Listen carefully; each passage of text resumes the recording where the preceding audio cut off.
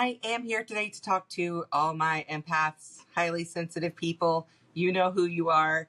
If that's you, I really had some great insight the other day and wanted to share with you some things I got about, for one, how it's a gift for us, how it can be used as a gift, how we can quickly get into emotional overload and feel confused or overwhelmed or exhausted just because we're feeling so many other feelings, what we can do about it, how to redirect this gift and use it more as a superpower instead of something that really slows us down or drags us down. So, tell me in the comments, have you had this experience to where you're feeling somebody else's feelings and then the next thing you know, you're like down this path where you're relating to, say it be grief or anger or whatever, and you really identify with that feeling. So you're feeling it and then it just kind of starts to drag you down. And I know that's really possible.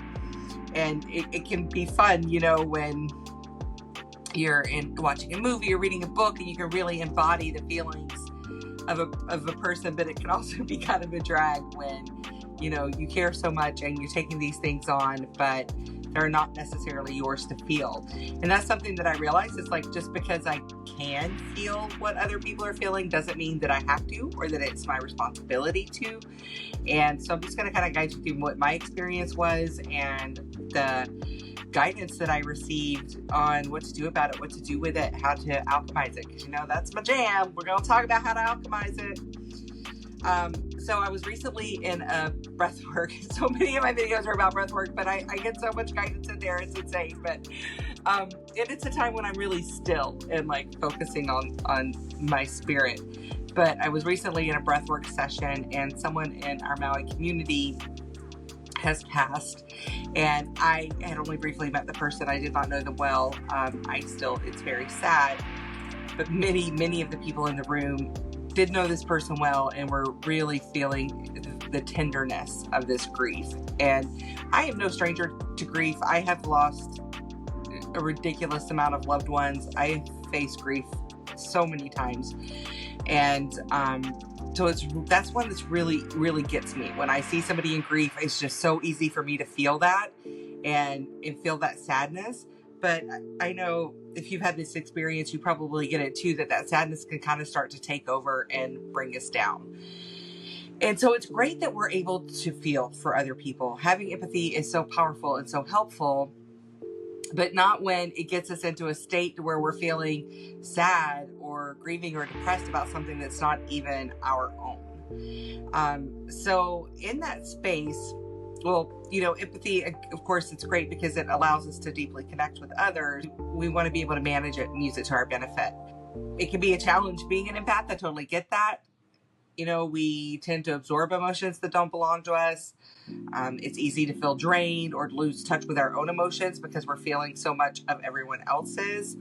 And it's easy to get into that codependent cycle of taking responsibility for other people's pain, even if it's meant like with the best intentions or out of pure love that you just want to like be there with this person. There's a way to hold space for them and to understand what they're feeling without feeling it yourself. And that's something I guess I just really haven't put that much thought to, maybe didn't fully realize, but it just came through really clear. Like, just because you can feel it doesn't mean that you need to feel it. It's not your responsibility, babe. But yeah, to hold, the role is to hold the space, not to carry the weight of it. And that is the beauty of empathy, is that we can hold space really well for people and really identify with and understand what people are going through. But it comes down to boundaries and how to protect our own energy and know the difference between that holding space and feeling it all, just getting all up in there, rubbing it all over, just feeling all the stuff. But I was in that room and like understanding, like the grief would really start to come in. It was so strong in the space. And it was a great practice for me to start placing some energetic boundaries. Every time it would start to take over and I would start to feel that grief, I would ask, is this my grief? Is this something that I'm holding back, trying to come up? Or is this me feeling their grief? And so I was kind of guided to create this energetic vortex, and I'm going to go through like real quick, like how to do that. But I was guided to create this energetic vortex above the room and to direct the feelings that weren't mine to that vortex so that they could be held there. And, you know, creating energy just responds to our thoughts, to our words. It's really easy to do this kind of work. It's not something you have to be like blessed by a rabbi or something to do it. It's just knowing how to and creating that intention. But when I created the space, the vortex, I had this feeling of, I don't want to detach. Like, this is a gift. I don't want to completely detach from their experience, but I do want to invite them to send the grief, the pain into that space, to be held, to be alchemized. And so what I, heard then was to connect our hearts. And this is something that I've done often in the meditation group that I participate in. But we start the meditation by connecting our hearts. We end it by, breaking that connection, but just envisioning a golden light from your heart to their heart, to anybody else's in the room's heart, just creating a circle, a connection from everyone, from one heart to the other. And that way I was still feeling space for them, still holding space for them in my own heart, without taking on the actual grief that they were feeling, which was pretty eye-opening for me, to see it in this way and to understand the difference between feeling it and holding space for it. It's something that I hadn't really been cognizant of before necessarily.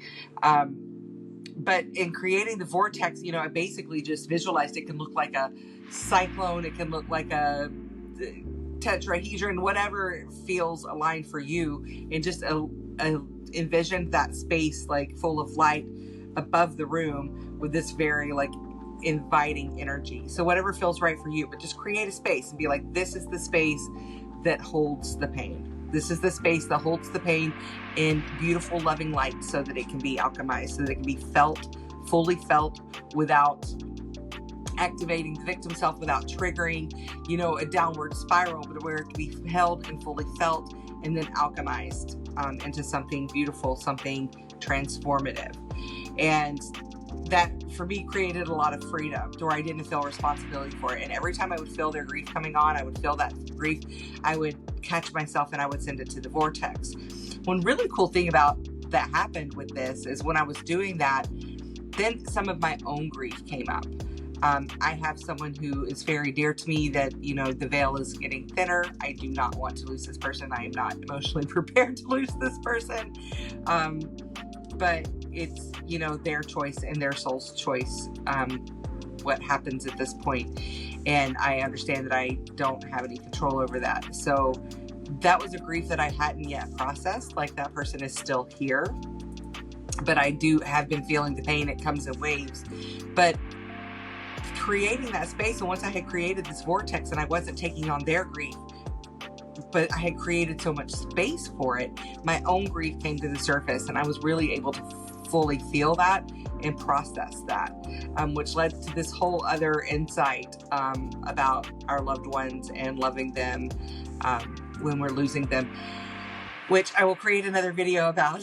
But just created this vortex space, sent it up there, kept this connection between our hearts. I'm going to create a recorded version of this. It's like a 8 to 10 minute guided walk you through this process, because you can use it for anything, not just grief, for any feelings that you want to hold space for but don't necessarily want to feel. And I will be kind of including that at the end of this video so that you can check that out. But it's really important in this process to stay grounded, to check in with yourself. If you feel pulled towards that pain, you gently redirect your energy into this vortex that you've created. And, it's, as well as that, there are some very practical tips you can use in your day-to-day. First of all, again, asking yourself, is this mine? Is this my feeling to feel, or is this someone else's?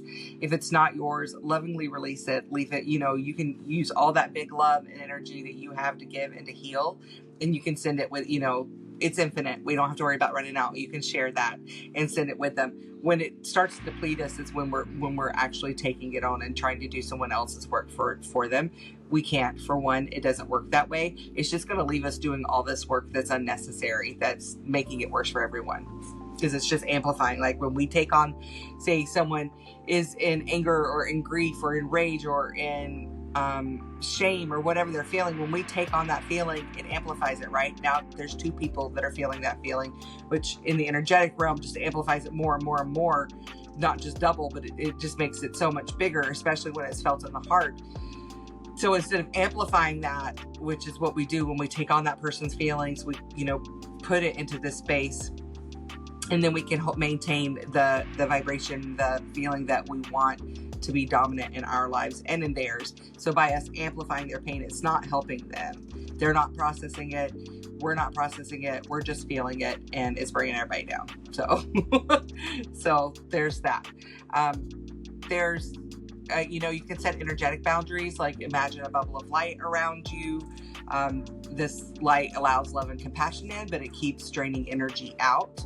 So you can still share that, of course, connecting your hearts, letting that love, that shared experience, being held there without full on feeling all the feels, right?